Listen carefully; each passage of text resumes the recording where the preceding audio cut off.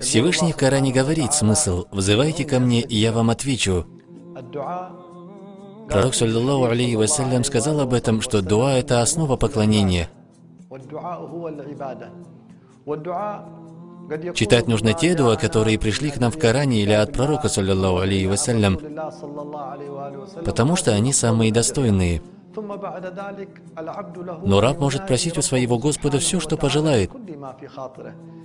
Пророк, саллаллаху алейхи вассалям, обучил своих сподвижников просить у Аллаха помощи во всех делах.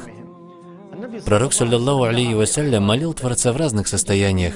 Ты заметишь, что в каждой мольбе пророка, саллаллаху алейхи вассалям, есть обучение этике и проявлению кроткой покорности перед Аллахом. Ведь основа поклонения – это смирение в просьбе перед Всевышним.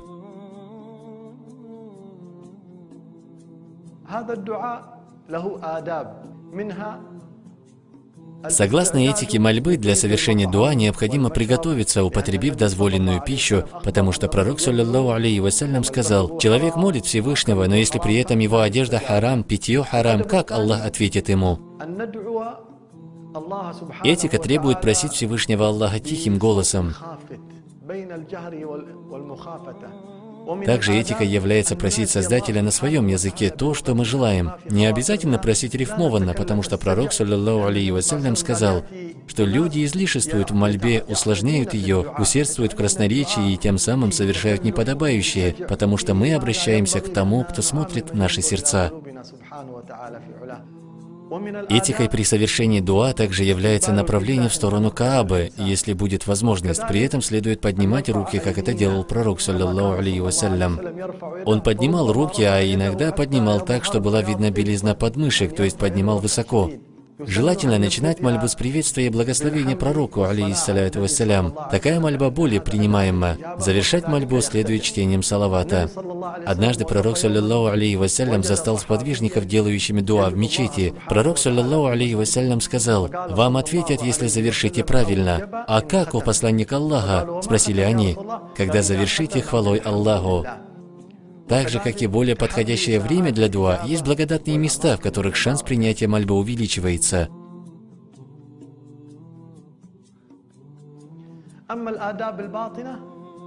Что касается внутренней этики, то это уверенность в том, что Аллах примет твою мольбу, потому что пророк, саллаллаху алейхи вассалям, сказал: «Если обращаешься к Аллаху, то взывай с уверенностью, что Аллах ответит». Одним из наиболее важных моментов этики – это, прося Аллаха, не думать, что ответ медленен.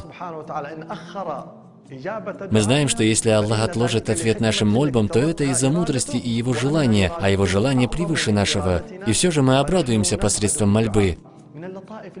Самый прекрасный и тонкий момент в мольбе – это знать, что дуа – это милость. Кто-то может просить о женитьбе, кто-то о машине, кто-то о доме.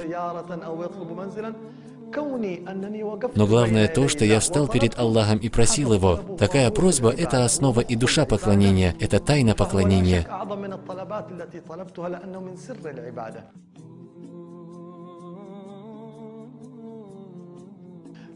Высочайшая этика мольбы, которая пришла от пророка, саллаллаху алейхи вассалям, это просить для наших братьев. Просить для брата следует тайно. Если мусульманин просит у Аллаха за своего брата-мусульманина, в то время, когда тот об этом не знает, то ангелы скажут: «И тебе того же». Этика посланника Аллаха, алейхиссаляту вассалям, в мольбе – это то, что он обучил нас просить дуа от праведных рабов. Господин, посланник Аллаха, саллаллаху алейхи вассалям, просил дуа от господина Умара, да будет доволен им Аллах. Он сказал: «О Умар, не забывай нас в своей мольбе». И господин Умар, да будет доволен им Аллах, сказал: «Я не желаю, чтобы у меня столько-то и столько-то было из мирского». Пророк, саллаллаху алейхи вассалям, запретил делать плохое дуа самим себе или детям или имуществу, а не то погубим себя и своих детей. Сколько матерей или отцов в момент злости делают дуа за своих детей и губят их. Поэтому рекомендуется молить о благом. Будем молить о благом, но не о плохом. Таков путь нашего посланника, саллаллаху алейхи вассалям.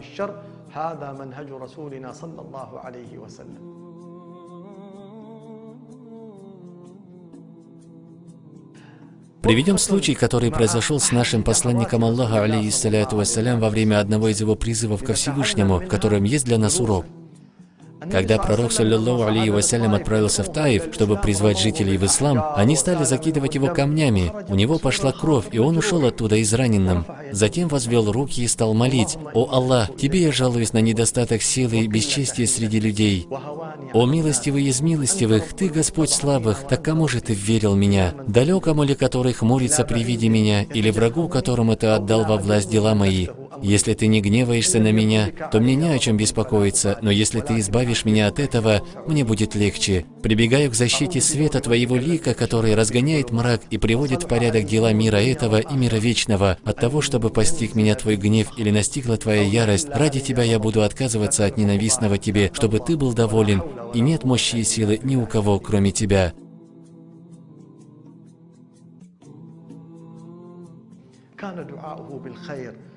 Его мольба заключалась в добре, и нам он говорит: «Мольба всех пророков мир им принимается».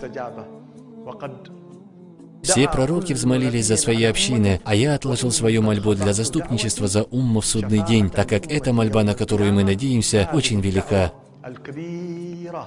Кто следует пророку, саллиллаху алейхи вассалям, наставленный его наставлением, близкий к его сунне, тот, иншааллах, получит полную свою долю из заступничества в судный день, когда он будет связан следованием пророку, саллиллаху алейхи вассалям, и любовью к нему.